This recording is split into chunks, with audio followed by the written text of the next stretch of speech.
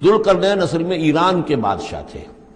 اور ایران اس وقت دو ملکوں میں اوپر میں منقسم تھا۔ اب بھی اگر ابھی کبھی نقشہ دیکھیں گے تو ایک علاقہ جو ہے ایران کا وہ تو ہے جو خراسان کا حصہ ہے، جو اصل ایران ہے اس کو بھی یوں سمجھیے دو حصوں میں، ایک پارس پرانا کہلاتا تھا جس سے فارس کا لفظ بنا ہے،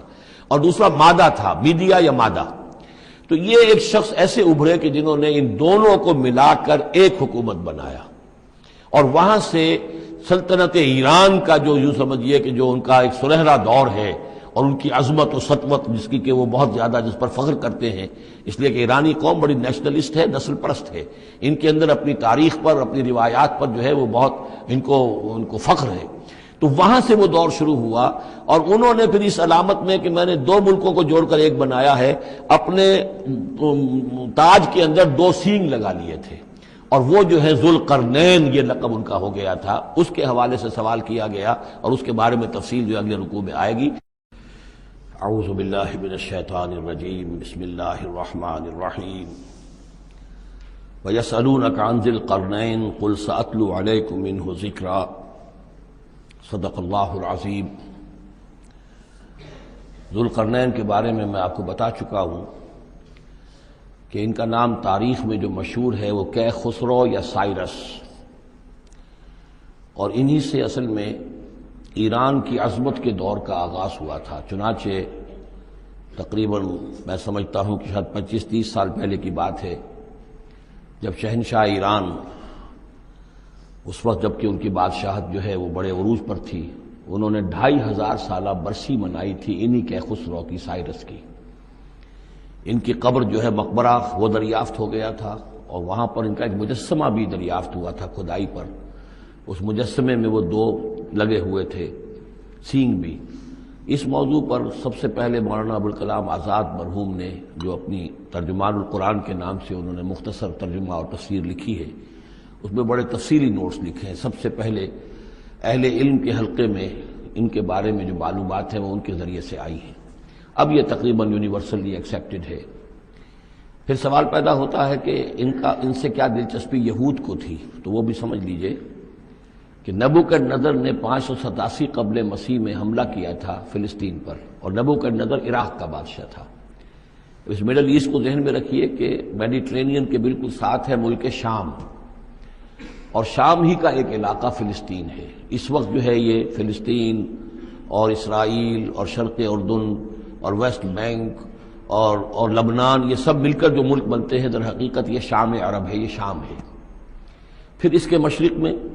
یہ عراق عرب یا عراق ہے، اور اس کے مشرق میں پھر ایران ہے۔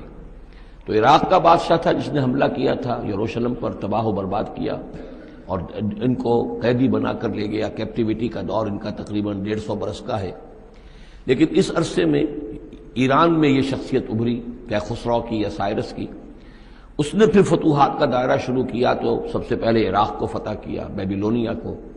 اور یہاں پر جو یہ اسیر تھے یہودی، ان کو اجازت دے دی کہ تم واپس جاؤ، اپنا یروشلم آزاد کرو، اپنے جا کر آباد کر لو دوبارہ۔ تو گویا کہ یہ محسن ہیں ان کے، ذوالقرنین جو ہے ان کے محسن ہیں، جن کی وجہ سے کہ جن کے ذریعے سے اللہ تعالیٰ نے انہیں بیبیلونیا یعنی عراق کی کیپٹیوٹی جو ان کی اسارت کا دور تھا اس کو ختم کیا، آزادی ملی، اور پھر یہ واپس آئے۔ حضرت عزیر علیہ السلام کے ساتھ قافلہ آیا ہے، اور وہ تقریباً پھر انہوں نے آ کر یہاں اثر نو اس شہر کو بھی آباد کیا، اور ہیکل جو ہے حضرت سلیمان علیہ السلام کا بنایا ہوا جو وہ عبادت خانہ تھا اس کو دوبارہ تعمیر کیا۔ اس اعتبار سے ذوالقرنین جو ہے وہ ان کی تاریخ میں ایک معروف شخصیت ہے۔ تاریخ سے معلوم ہوتا ہے کہ انہوں نے پھر ایران کی پہلی حکومت کو کنسولیڈیٹ کر کے پارس اور مادہ کو ملا کر ایک سلطنت ایران بنائی۔ پھر ان کی فتوحات کے 3 دائرے ہیں۔ مغرب کی طرف میڈیٹرینین تک پورا علاقہ فتح کر لیا، مشرق میں پھر یہ ہمارا جو مکران تک کا علاقہ ہے، یہ سارا کا سارا علاقہ ایران کے ساتھ ہی ملتا ہوا ہے، بلوچستان، مکران، یہ پورا علاقہ انہیں فتح کیا۔ ایک مہم ان کی شمال کی طرف گئی، بحیرہ کیسپین جو ہے، اور ادھر سے جو وہ بلیک سی ہے، بحیرہ اسود، ان دونوں کے درمیان جو پہاڑی سلسلے ہیں، یہ شمال کی طرف جو ہے تیسری مہم گئی۔ جیسے کہ حضرت عمر رضی اللہ تعالیٰ عنہ کے عہد میں بھی 3 لشکر نکلے تھے مسلمانوں کے جزیرہ نما عرب سے۔ ایک لشکر شام سے ہوتا ہوا پھر مصر کی طرف گیا ہے، ایک لشکر عراق سے ہوتا ہوا ایران کی طرف گیا ہے، اور ایک لشکر سیدھا شمال کی طرف گیا ہے اور کوہ کاف تک جو ہے جس کو کوکیشیا کہتے ہیں وہاں تک کی فتوحات حاصل کی مسلمانوں نے۔ تو تقریباً یہی سمجھیے کہ ایک بلو پرنٹ تھا جو کہ یعنی ہمارے اس دور خلافت راشدہ سے جو سمجھیے کہ لگ بھگ کوئی 2000 سال قبل جو ہے یہ واقعہ پیش آیا ہے، یا بلکہ اس سے کم، کوئی 1500 سال قبل یہ واقعہ پیش آیا ہے، اور یہ ذوالقرنین جو ہے یہ یہاں پر ایک بڑی عظیم سلطنت کے بانی بنے، لیکن نیک آدمی تھے۔ اور معلوم یہ ہوتا ہے کہ یہ اصل میں جو کہانیاں ہیں، یہ ان کے داستانیں ہیں کہ ان کو قتل کیا جانا تھا۔ یہ کہیں شہزادے تھے کسی چھوٹی سی مملکت کے، اور وہاں سے ان کو کسی نے بچایا کسی طریقے سے، اور پھر یہ صحرا میں رہے روپوش، اور وہاں کسی نبی کی تعلیم سے ان کو آشنائی ہوئی ہے۔ ہو سکتا ہے کوئی اسرائیلی نبی ہی کی تعلیم ہو، یہ بھی ہو سکتا ہے کہ زرتشت جو ہیں وہ بھی کوئی اللہ کے نبی ہوں اور ان کی تعلیم ان تک پہنچی ہو، لیکن خود ان کا کردار جو قرآن پیش کر رہا ہے وہ بہت ایک نیک مومن صالح ایک بندہ مومن اس کا کردار ہے۔ یہ کردار جو ہے کسی بھی درجے میں 1% بھی جو ہے وہ کسی اور دوسرے فاتح پر یا کسی اور حکمران کے اوپر جنہیں بھی ہم جانتے ہیں تاریخی اعتبار سے ان پر منطبق نہیں ہوتا، یہ انہی کی شخصیت ہے۔ وَيَسْأَلُونَكَ عَنِ ذِي الْقَرْنَيْنِ، اور اے نبی آپ سے پوچھ رہے ہیں ذوالقرنین کے بارے میں، قُلْ سَأَتْلُو عَلَيْكُم مِّنْهُ ذِكْرًا، ان سے کہیے میں ان قریب تمہیں اس کے بارے میں کچھ حالات بتاتا ہوں۔ اِنَّا مَكَّنَّا لَهُ فِي الْأَرْضِ، ہم نے اسے زمین میں بڑا تمکن عطا کیا تھا، غلبہ عطا کیا تھا، وَآتَيْنَاهُ مِن كُلِّ شَيْءٍ سَبَبًا، اور ہم نے اسے ہر طرح کا ساز و سامان، وسائل و ذرائع، تمام اسباب جو ہیں فراہم کر دیے تھے۔ فَأَتْبَعَ سَبَبًا، تو انہوں نے پھر ایک مہم تیار کی، یعنی ایک فتوحات کا دائرہ مغرب کی طرف، حتیٰ اذا بلغ مغرب الشمس، یہاں تک کہ جب وہ سورج کے غروب ہونے کی جگہ تک پہنچ گئے۔ اب یہ پرانے زمانے میں ظاہر بات ہے کہ پورا اس سے زیادہ نقشہ تو لوگوں کو معلوم بھی نہیں تھا۔ جب میڈیٹرینین کے ساحل پر پہنچ گئے تو معلوم آگے تو سمندر ہے، اور سمندر میں پھر آدمی کو محسوس ہوتا ہے سورج ڈوبتا ہوا۔ اگر آپ ساحل سمندر پر کھڑے ہو کر دیکھیں تو معلوم ہوتا ہے سمندر میں سورج ڈوب رہا ہے، تو یہ گویا کہ مغرب الشمس بن گیا ان کے لیے، وہ یہ سورج کے ڈوبنے کی جگہ۔ حتیٰ اذا بلغ مغرب الشمس، جب وہ پہنچ گئے سورج کے غروب ہونے کی جگہ، وجدہا تغرب فی عین حمیۃ، تو انہوں نے دیکھا اسے ڈوبتے ہوئے، وہ ڈوب رہا ہے ایک بڑے گدلے سے سمندر کے اندر۔ وہ جو وہاں کا سمندر ہے بڑا گدلا سا ہے، یہ ایجین سی وغیرہ جو کہلاتے ہیں یہ بہت گدلے سے پانی کے ہیں۔ ووجد عندہا قوما، اور وہاں انہوں نے ایک قوم کو پایا مراد یہ کہ اس قوم پر انہیں فتح ہوئی، جنگ ہوئی، انہوں نے ان کو شکست دی، اور وہ قوم گویا کہ اب ان کے رحم و کرم پر ان کی گویا کہ وہ محکوم ہو گئی۔ قلنا یا ذوالقرنین، ہم نے کہا ذوالقرنین سے، اب یا تو یہ کہ یہ شاید نبی ہوں واللہ عالم، تو اللہ تعالیٰ کا اس طریقے سے براہ راست ان کو وحی کرنا، لیکن غیر نبی کو بھی اللہ تعالیٰ الہام کے ذریعے سے، جیسا کہ ہم نے دیکھا کہ وہ تو شہد کی مکھی کو بھی لفظ وحی آیا ہے، تو یہاں آیا ہم نے کہا اے قرنین، اور یہ بھی ہو سکتا ہے یہ صورتحال کی تعبیر ہو کہ گویا کہ وہ حالات زمان حال سے یہ کہہ رہے تھے۔ قلنا یا ذوالقرنین اما ان تعذب و اما ان تتخذ فیہم حسنا، کہ یا اے ذوالقرنین تمہیں اب پورا اختیار ہے، چاہو تو یہ جو مفتوح قوم ہے تمہاری اسے تم سزا دو، عذاب دو، ستاؤ انہیں، یا یہ کہ تم ان کے اندر اچھی روش اختیار کرو، ان کے ساتھ حسن سلوک کرو۔ قال، انہوں نے کہا اما من ظلم، جو کوئی ظالم ہے، بے انصاف ہے، ہو سکتا ہے اس سے مراد کفر اور شرک بھی ہو،